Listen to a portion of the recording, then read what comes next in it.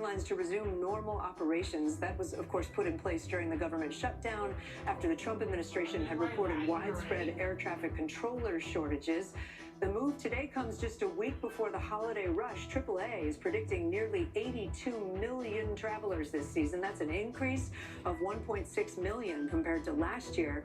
NBC News correspondent Maggie Vespa joins us now from Chicago O'Hare International Airport. Maggie, what is staffing looking like in air control towers across the country today?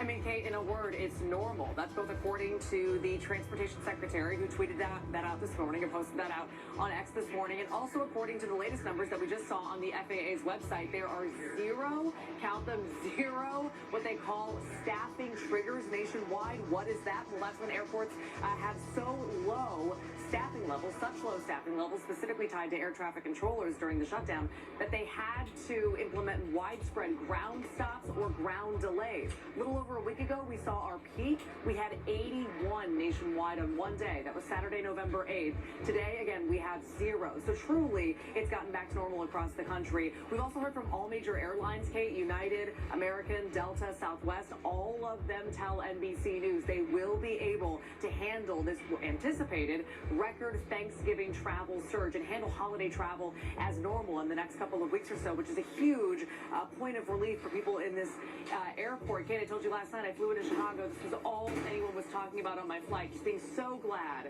that things are back to normal at airports across America. Yeah, it is a relief, isn't it? Maggie Vespa, thank you so much. The NBA is expanding its own investigation into that sports betting scandal following the federal indictments that rocked the league. Last month, federal prosecutors charged more than 30 people in a bombshell poker and betting scheme. That includes current and former players and coaches, some of whom were accused of helping bettors win money based on inside information.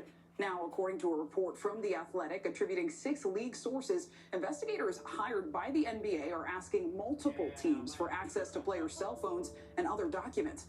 NBC News correspondent Shaquille Brewster is tracking this one for us. So, Shaq, what more can you tell us about the NBA's investigation at this point and how exactly it's expanding?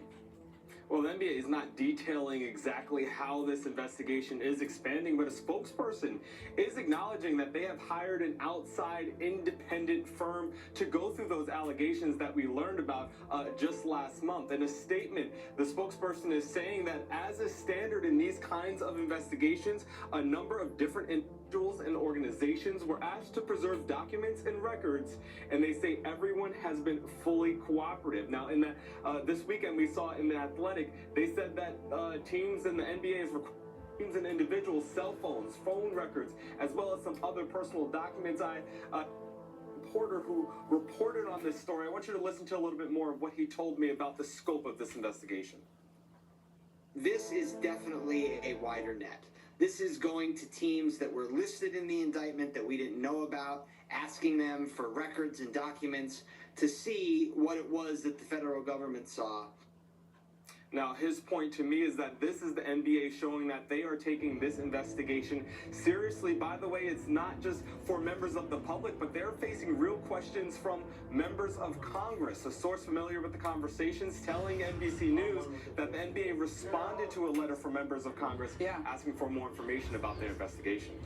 And Shaq, to be clear, this is the NBA's investigation, which of course is not a law enforcement agent here, but could this lead to potentially criminal charges in sports betting schemes? Potentially, because they could turn over what they find to law enforcement agencies for possibly more charges, they claim. All right, Shaq Brewster, thank you.